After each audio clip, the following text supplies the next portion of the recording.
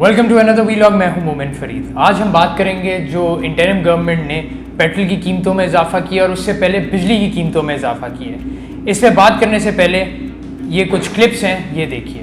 फिर जब वो वोट मांगे तो उसको अंदर से बिजली का बिल लाके दिखाना, कहना ये लो अपना वोट। कपड़े बेचूंगा सस्ता आटा भैया करूंगा आपको। जो जुल्म, नाइंसाफी और ज्यादती इन पौने 4 सालों में हुई है, इस खुदादाद मुल्क पाकिस्तान के करोड़ों आवाम को महंगाई की आग में झुलसा दिया गया। आप लोगों ने ये क्लिप्स देखी।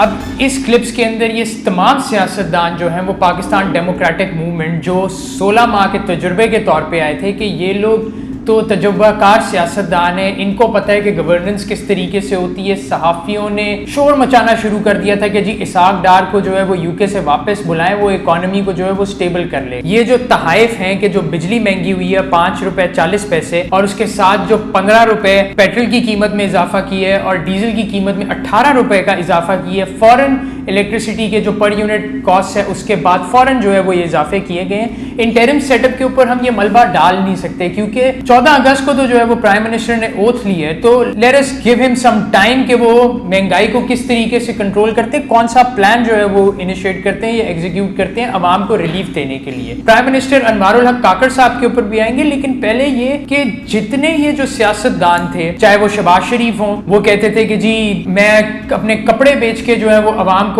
आटा लेके दूंगा। मरियम नवाज के अगर वो वोट मांगे तो ये बिजली के बिल उनके हाथों में थमा दें।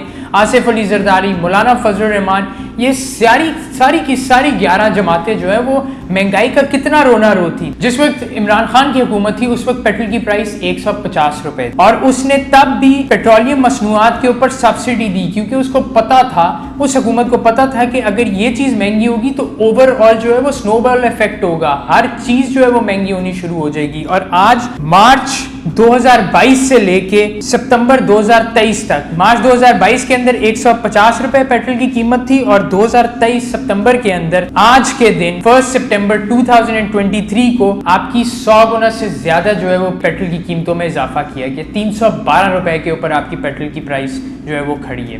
अनवारुल हक काकड़ साहब प्राइम मिनिस्टर हैं, हमारे इंटरिम प्राइम मिनिस्टर हैं। उनका बयान था कि ये किसी मंसूबे के तहत जो है महंगाई को इस तरीके से मीडिया प्रोपोगेट कर रहा है, ग्लोरीफाई कर रहा है कि जी बहुत महंगाई हो गई है। मुझे सिर्फ एक ये बात बताएं, पहले तो ये क्लिप्स देखें। करते भी देखते हैं, अल्लाह खैर करे, जो भी बर्दाश्त कर रहे, बर्दाश्त करना पड़ेगा। ये तो मैसेज ठीक है। देखें जी ये हालात हैं, लोग इमोशनल हो गए हैं। पिछली बार बच्ची के टॉपर्स बेचे थे, अभी देखो क्या करते हैं। बच्ची की बालियां बेची थी, अभी मोटरसाइकिल बेचेंगे इंशाल्लाह।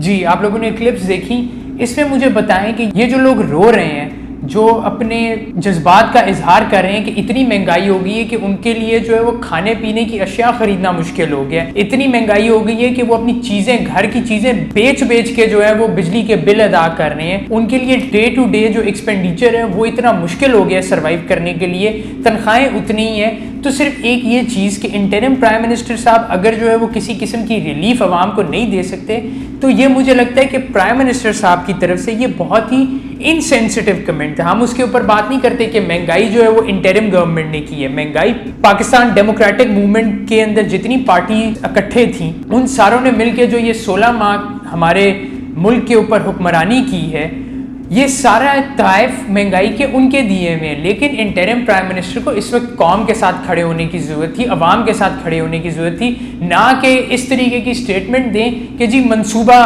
बना रहे हैं, मंसूबा बन रहा है अवाम के खिलाफ। ये जो लोग रो रहे हैं वीडियोस के अंदर, ये मंसूबा बनाने के लिए आए हुए हैं। जो ये लोग अपने मोटरसाइकिल को एक बंदा तोड़ रहा है, एक रो रहा है, एक घर के अंदर जो है वो अपना दिखा रहा है कि किस तरीके से जो है वो गुजर बसर उनका चल रहा है। ये मंसूबा, ये किस चीज़ का मंसूबा ये कर रहे होंगे और क्यों मंसूबा कर रहे होंगे, क्यों झूठ बोल रहे होंगे? आपकी आवाम आधे से ज्यादा जो है वो सड़कों के ऊपर है और इस तरीके के कमेंट्स जो है वो आपके प्राइम मिनिस्टर ऑफिस से आए, ये किसी भी वफाकी वजीर से आए, तो लोगों के दिल तो जलेंगे कि एक तो महंगाई इस लेवल की हो गई है, ऊपर से हमारे हुक्मरान जो हैं वो इस तरह के स्टेटमेंट्स दे रहे हैं रादर देन कि वो कहेंगे जी हम लोग कोशिश करेंगे IMF को किसी ना किसी तरीके से मनाने की कोशिश करेंगे कि हम किसी ना किसी तरीके से इस अवाम को जो है वो रिलीफ अता कर सकें। लेकिन रिलीफ के बजाय, ये कहने के बजाय कि इस महंगाई के अंदर हम अवाम के साथ खड़े हैं, प्राइम मिनिस्टर अनवारुल हक काकड़ साहब कहते हैं कि जी ये मंसूबे के तहत जो है ये ग्लोरीफाई कर रहे हैं महंगाई को। सर महंगाई हो गई भी है, आपका ग्रॉस डोमेस्टिक प्रोडक्ट जो है ना वो इस वक्त 0.29% के ऊपर है। जिस वक्त PDM ने अपनी हुकूमत बनाई थी उस वक्त 6.10% जो है वो आपका GDP ग्रोथ रेट था। तो नीचे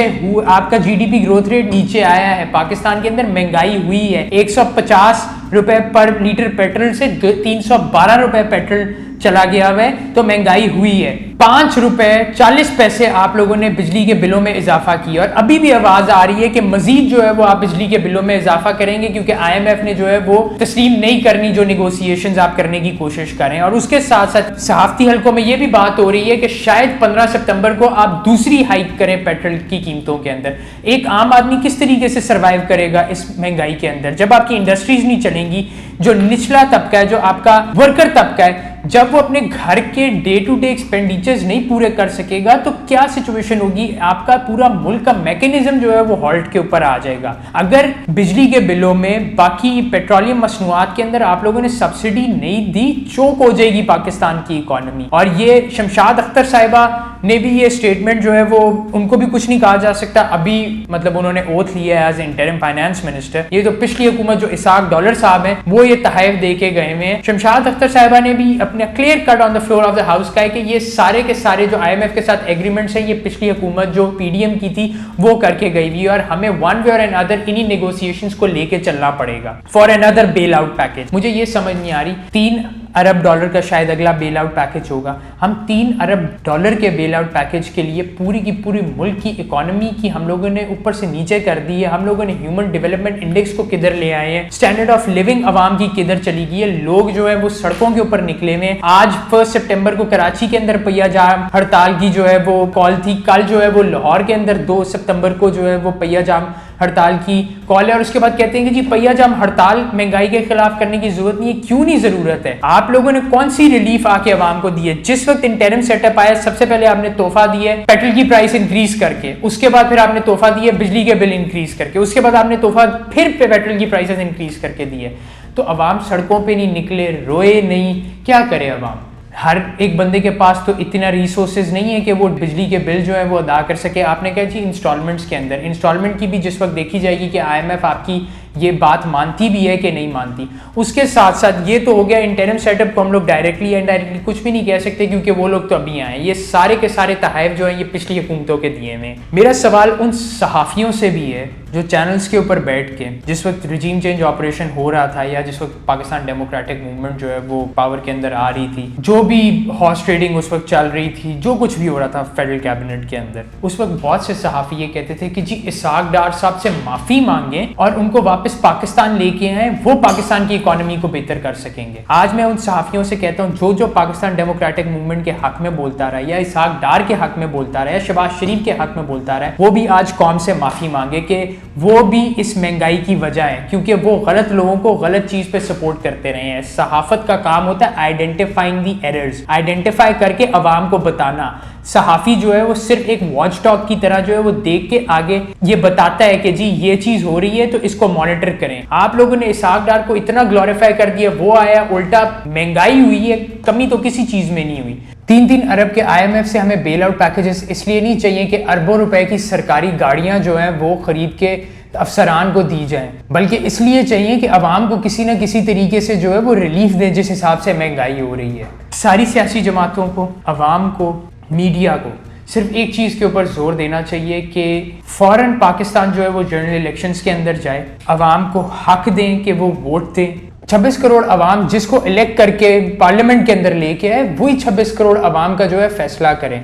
और मैं पिछले अपने 4 से 5 व्लॉग्स के अंदर एक ही बात करता आ रहा हूँ कि नेशनल कंसेंसस की ज़रूरत है, अवाम को एतमाद में लेने की ज़रूरत है, चाहे वो इंटरिम सेटअप ले, चाहे फिर जनरल इलेक्शंस करवा के जो अगली हुकूमत आती है वो अवाम को जो है कॉन्फिडेंस मिले, क्योंकि अवाम को एतमाद में लेना अब ज़रूरी है जिस हिसाब से महंगाई बढ़ रही है। और इधर मुझे एक शख्स की बात याद आ गई है, वो कहता था कि मैं तो बर्दाश्त कर लूँगा लेकिन आप लोग बर्दाश्त नहीं कर सकेंगे। इसी के साथ मुझे दीजिए इजाज़त। अल्लाह हाफ़िज़।